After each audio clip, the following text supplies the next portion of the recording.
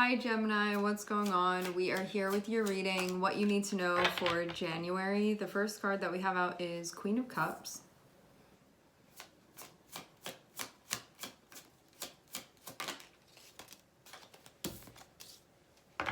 And Two of Cups.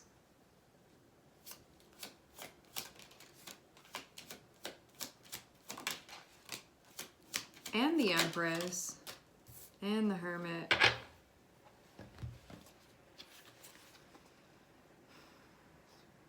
Queen of Cups and Two of Cups is feeling like you reconnecting with yourself. You can also be reconnecting with somebody close to you.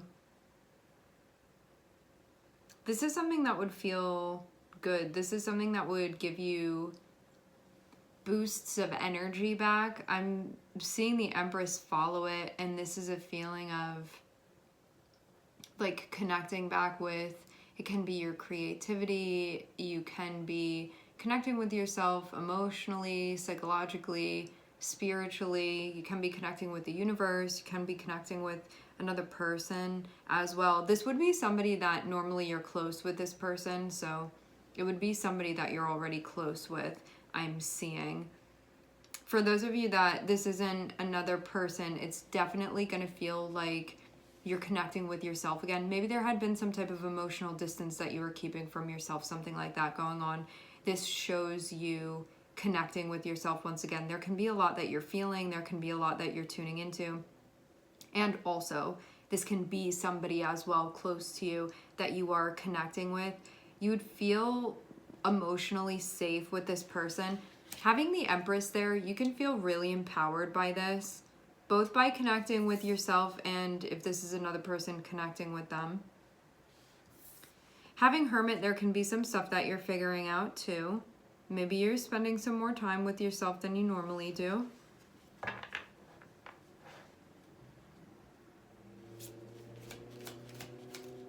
Maybe even having a revelation of some sort.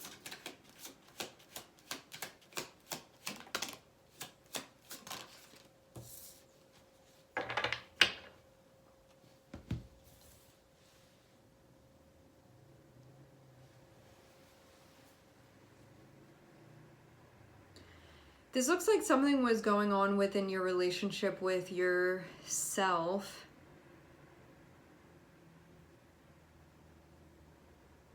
It feels like keeping two parts of you, the part of you that is the Queen of Cups, the part of you that is the Queen of Swords, keeping them separate from one another. So this can mean like head and heart separation. Something was going on. This can be to like not taking a closer look at something that needed a closer look.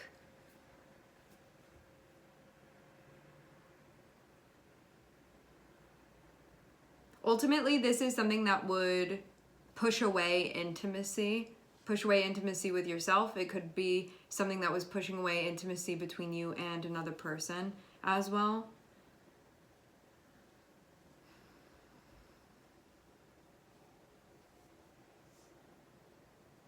I feel like that's actually what's being looked into here. Hermit and Seven of Swords can be, where was I not reflecting? Where was I not tuning in? Where was I ignoring the signs or ignoring answers? Where was I like not wanting to take a closer look at this? Where was I avoiding seeking answers?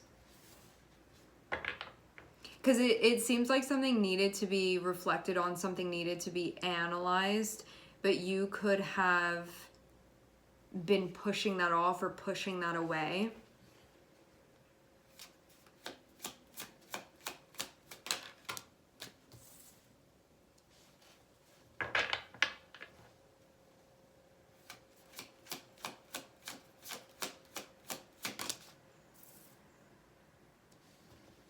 Feels like having to find out.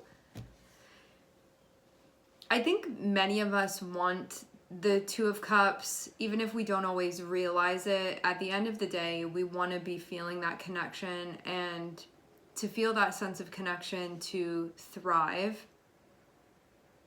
Something had been going on that now you're taking a look at it, and it's what had been inhibiting intimacy, something like a wall that was getting in the way of closeness.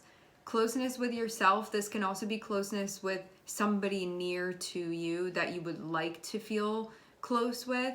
Now you get the opportunity to mend that. Now you get the opportunity to feed into that, to put your energy into your connection with yourself, to put the energy into this connection with another person, for those of you that you have another person involved in this, and to grow and to learn from this experience. Having Seven of Swords and having Queen of Cups, this can be when we feel like feeling is too much, when we feel like we're too sensitive, when it feels like what I need to do is avoid my emotions or to bypass in some way. Seven of Swords and Queen of Cups. So this will be anything that we can do to sort of distance ourselves from our emotions, which allows us to not be in a space of feeling, not be in a space of presence. And it is also something that doesn't allow us to process. So this can be maybe something going on, feeling like, it's like too much to feel all of this, it's too much to process this, so I'm going to do everything I can to avoid it. Because I'm telling myself, I have this belief that it's just too much to do anything otherwise. Now having Hermit, you can be looking into this.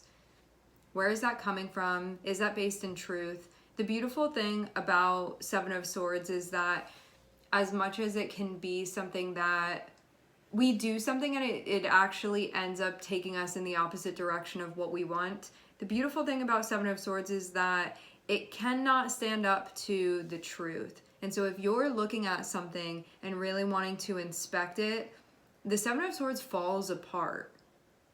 The power of that, the power of the avoidance, the power of this is the best thing for me when it's really not. You take a closer look at it, you inspect it, and you get to the core of what's going on there. And so it loses that shadow power and it becomes something that you can actually use to empower yourself. What was going on before, when we have Seven of Swords be connected with the Empress, is that this can be something that you were doing that was actually keeping you from feeling empowered. But the Seven of Swords can be the part of you that's telling you, no, this is how you empower yourself, by avoiding this, by running away, by bypassing.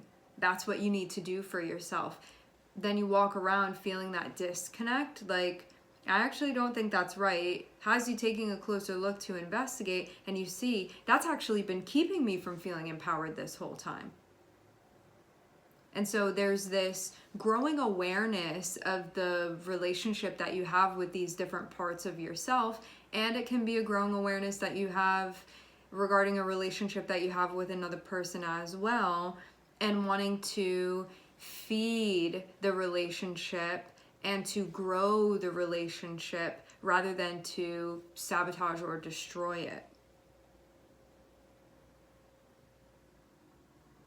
This feels like a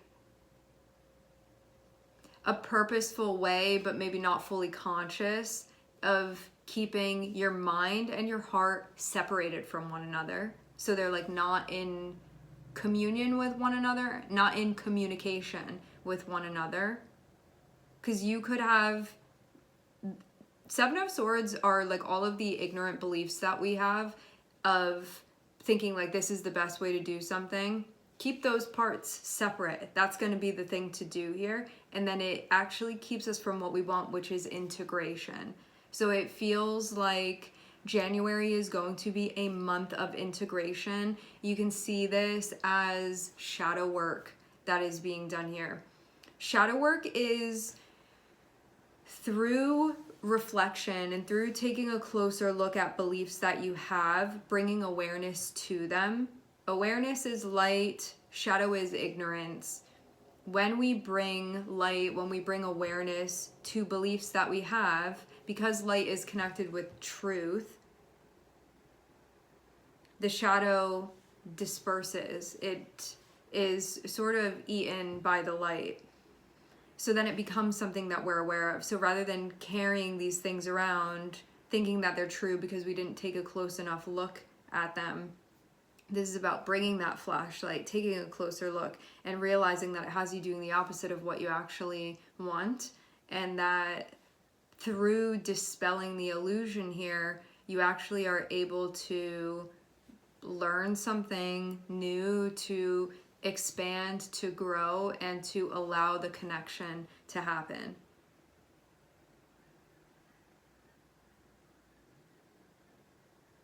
Queen of Cups and Queen of Swords can kind of stay away from each other until we learn how to connect them with one another. So it can be from an emotional place, you doing things, from a different mental place doing things, but they kind of like don't know what each other are doing, and it can really create situations of disarray and discord within your life. Because when you're channeling the energy of the Queen of Swords, you may be doing certain things. When you're channeling the energy of the Queen of Cups, you can be doing other things. They can sort of have different agendas, but the true power is when those energies within you are working together.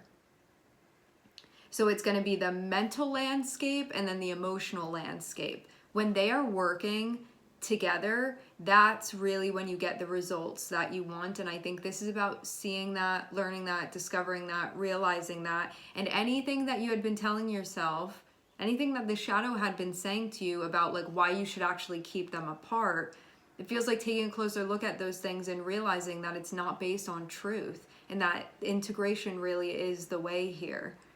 And that's what's happening through this process. I do feel like this is something that can be a theme that's taking place throughout the month. It looks like a lot of personal stuff that's being done, where you can feel like there's a healing that's happening between these two energies. And also, I think that there's going to be the most intense focus of this probably for the first half of the month. It feels like all of the realizations that need to be made, if you're willing to take a look, that there's going to be a lot of stuff that's realized, beliefs that you had been holding that are not true. That again, like support the separating, the keeping away, the lack of intimacy.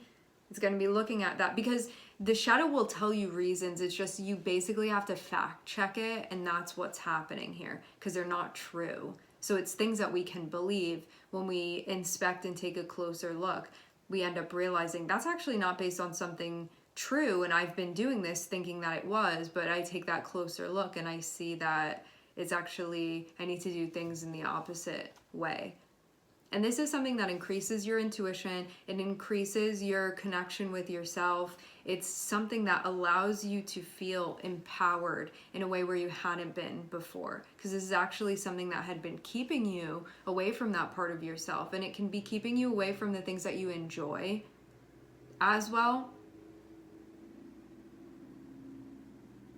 I do definitely see a shifting and a growing that's happening here. And it also feels like it brings to light the opportunity that's there, and that you have the option of going through that door if you would like to.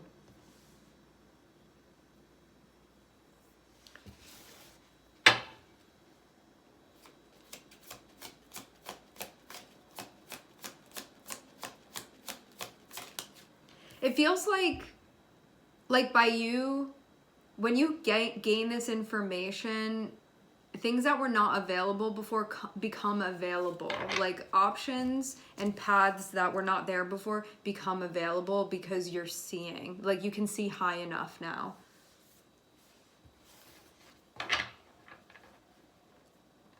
There can be a part of you that feels maybe unsure of being able to sort of achieve what you want here, but it feels more like an anxiety and less of that being truth-based. I feel a really big emotional shift that's in the process of happening here.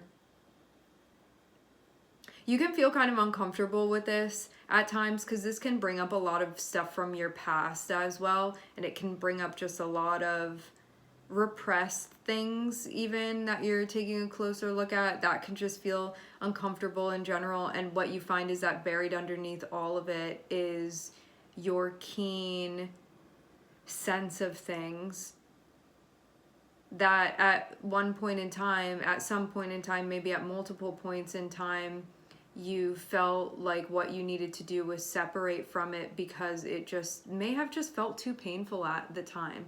So this is also a sign of healing that's happening here too, because when you're ready to confront these things, it shows healing. These are signs of healing. So even though you can look at something and be like, how is this healing when I'm realizing all the things that are wrong or all of these beliefs that I was holding? Like, this is a step in that direction. Things are not getting worse. Things are becoming better.